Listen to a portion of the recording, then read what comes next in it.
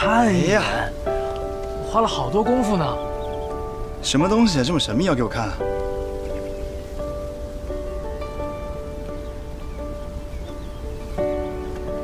你好，发现阿尼，就这。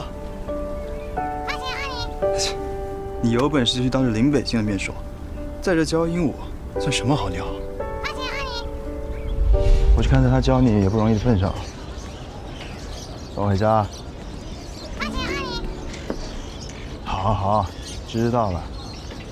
小姑娘，你还买不买啊？15块钱一只鹦鹉，很便宜啦，差不多就行了嘛。